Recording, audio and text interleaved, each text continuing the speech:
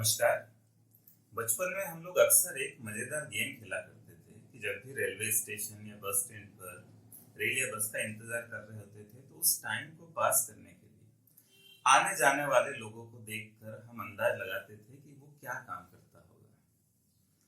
कोई झूला लिए व्यक्ति दिखता है तो सोचते थे कि पत्रकार होगा या फिर कवि होगा। कोई लंबे बाल वाला व्यक्ति दिखा तो संगीतकार होगा या चित्रकार होगा। कोई सूट बूट पहने व्यक्ति दिखा तो कोई बिजनेसमैन होगा। कोई धोती पहने व्यक्ति दिखा तो किसान होगा। तो गेम के लेवल की जहाँ तक बात करें तो गेम बड़ा मजेदार था, लेकिन इसके परिणाम हमेशा सही नहीं होते। कॉमन सेंस की बात करें या फोक विजडम की बात करें तो अक्सर कुछ कहावतें समाज में कही जाती है कि दूरी बढ़ने से प्यार बढ़ जाता है। फिर इसका उल्टा भी हमें सुनने को मिलता है कि जो नजर से दूर गया तो वो दिल से भी दूर हो जाता है। तो कौन सा सही? समान लोग एक दूसरे को पसंद करने लगते हैं, ये भी हम सुनते हैं। और फिर उसका उल्टा भी समाज में प्रचलित होता है, ऑपोजिट अट्रैक्ट्स, विपरीत आकर्षित करता है। या फिर गाड़ियों में लगे एयरबैग सिस्टम की बात करें तो एक कॉमन सेंस कहता है कि एयरबैग सिस्टम एक्सीडेंट के दौरान सेफ्टी प्रोवाइड करता है, लेकिन कुछ रिसर्च तो उल्टी ही कहानी कहते हैं। तो हमारा कॉमन सेंस, हमारा बिलीफ, हमारे ओपिनियन, उसके आधार पर जिन निष्कर्षों तक हम पहुंचते हैं वो हमेशा सही नहीं होते, क्योंकि वो साइंटिफिक नहीं होते। तो पिछले वीडियो में भी हमने बात की कि साइंस की कुछ वैल्यूज हैं और साइंस में कुछ मेथड है, एक सिस्टम है। तो साइंस के उस सिस्टम की बात करें तो एक पूरी साइकिल है आपके सामने कि सिस्टम एक थ्योरी से शुरू होता है, फिर एक question, hypothesis, method and design, data collection, analysis and conclusion, और रिपोर्ट से अल्टीमेटली वापस घूम के थ्योरी पर आ जाता है। चलिए इसको समझते हैं कि ये सिस्टम क्या है। कोई भी थ्योरी की हम लोग बात कर लें, थ्योरी या सिद्धांत जनरली किसे कहते हैं? थ्योरी एक फ्रेमवर्क है जो एक्सप्लेन करता है कुछ घटनाओं को या कुछ प्रक्रियाओं को। फॉर एग्जाम्पल, अल्बर्ट बैंड्यूरा की एक थ्योरी है ऑब्जर्वेशनल लर्निंग। वो थ्योरी कहती है कि बहुत से बिहेवियर लोग देख कर सीख जाते हैं, और मॉडलिंग का कंसेप्ट भी उसी से रिलेटेड है। तो बैंड्यूरा की एक थ्योरी है। इस थ्योरी को यदि कोई टेस्ट करना चाहे तो क्या स्टेप्स उसको फॉलो करनी पड़ेगी? तो सबसे पहले तो उसको आइडेंटिफाई करना पड़ेगा एक क्वेश्चन या वो प्रॉब्लम जिस पर वो काम करना चाहता है। फॉर एग्जाम्पल, बैंड्यूरा की ऑब्जर्वेशनल थ्योरी को यदि हम टेस्ट करना चाहें तो एक प्रॉब्लम हम ले सकते हैं कि क्या टीवी में आक्रामक प्रोग्राम देखने से बच्चों में आक्रामकता आती है? तो ये हमारी प्रॉब्लम हो गई। देन नेक्स्ट स्टेप की तरफ हम आते हैं, हाइपोथेसिस यानी परिकल्पना। हाइपोथेसिस क्या है? एक टेंटेटिव सॉल्यूशन है किसी प्रॉब्लम का, एक अस्थायी समाधान। ये सही भी हो सकता है, गलत भी हो सकता है, तो वो तो रिसर्च करने पर आगे परिणाम होते हैं। फॉर एग्जाम्पल, इस केस में हम लोग बात करें तो हम एक हाइपोथेसिस बना सकते हैं कि टीवी पर आक्रामक प्रोग्राम देखने से बच्चों में आक्रामकता बढ़ जाती है। हाइपोथेसिस ये भी हो सकती है कि टीवी के आक्रामक प्रोग्राम देखने का बच्चों के आक्रामक व्यवहार से कोई संबंध नहीं होता। यह हाइपोथेसिस इसकी उल्टी भी हो सकती है कि टीवी पर आक्रामक प्रोग्राम देखने से बच्चों में आक्रामकता में कमी आ जाती है। तो सही या गलत तो बाद में निष्कर्ष निकलेगा। तो ये हाइपोथेसिस की परिकल्पना है, एक टेंटेटिव सॉल्यूशन है। हाइपोथेसिस को टेस्ट किया जा सकता है प्रॉपर रिसर्च के थ्रू। तो अगले स्टेप में आते हैं हम, रिसर्च मेथड एंड डिजाइन।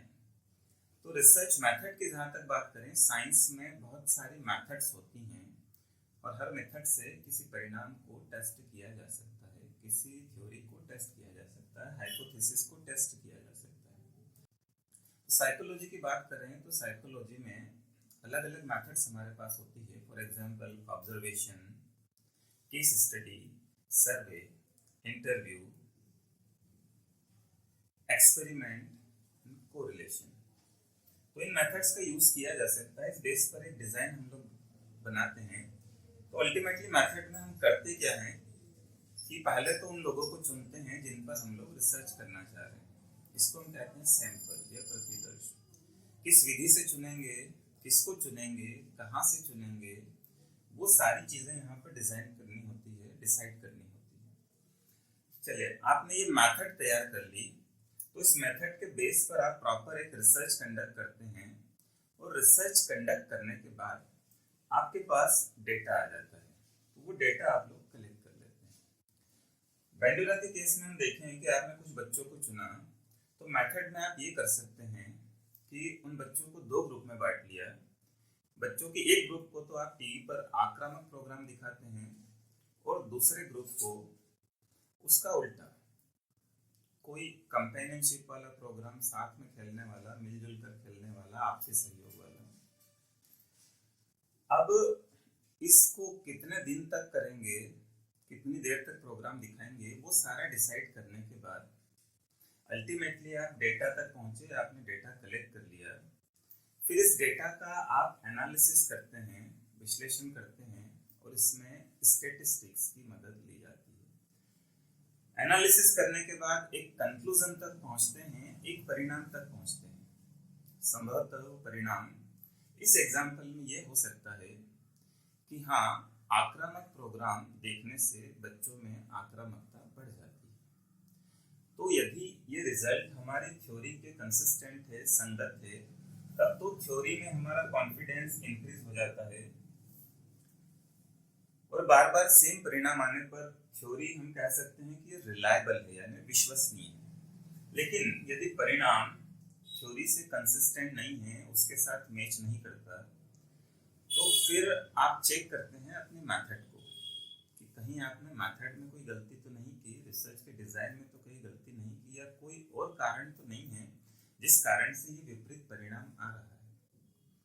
तो फिर से आप नया डिजाइन करते हैं और फिर से ये पूरी प्रक्रिया वापस से दोहराते हैं।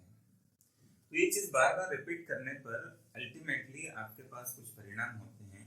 उस बेस पर या तो थ्योरी एक्सेप्ट हो जाएगी या फिर रिजेक्ट हो जाएगी।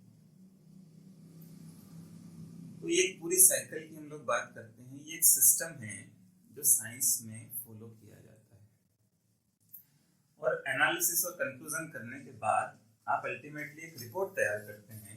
इस रिपोर्ट में वो सारा वर्णन होता है जिसके थ्रू आप अपने परिणाम तक पहुंचते हैं।